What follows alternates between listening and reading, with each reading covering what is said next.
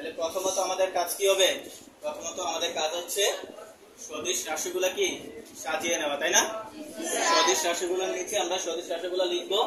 তো লিখে নিলাম 3ab, তার নিচে লিখবো কি 2ab প্লাস 6bc, তার নিচে মাইনাস bc, তারপর মাইনাস 2ca এবং প্লাস 8ca।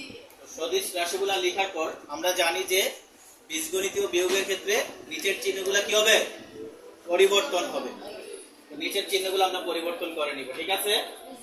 এখানে প্লাস আছে, মাইনাস করে নিব, আর এখানে মাইনাস আছে, এখানে প্লাস করে নিব। এখানে প্লাস আছে, এখানে মাইনাস করে নিব। চিহ্ন পরিবর্তন করার পর পরিবর্তিত চিহ্নটাকে আমি হিসাব করে অঙ্ক সমাধান করব, ঠিক আছে? তাহলে উপরে এটা হচ্ছে কি মাইনাসের, নিচেরটা এখন আমার মাইনাসের, মাইনাস 2c এবং মাইনাস 8c, দুটো একই চিহ্ন, তাই না? একই চিহ্ন নিলে আমরা কি করি? যোগ করি। তাহলে 8 আর 2 যোগ করলে কত হবে? 10ca। যেহেতু দুইটাই চিহ্ন মাইনাস, তাহলে এখানে চিহ্ন বসবে কি মাইনাস। দেন 6bc, এটাও প্লাসের, এটা হচ্ছে কি মাইনাসের নয়, পরবর্তীতে কি হয়েছে? প্লাস হয়েছে। তাহলে দুইটাই যোগ চিহ্ন, তাহলে 6 আর 4 কি হবে? যোগ হবে। তাহলে 6 আর 4 যোগ করলে কত হবে? 10, অর্থাৎ 10bc।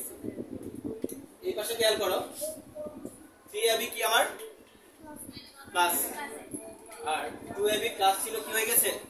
মাইনাস। আমরা যখন যোগ কিংবা বিয়োগ করব তখন চিহ্ন যদি প্লাস কিংবা মাইনাস হয় তাহলে কি হবে?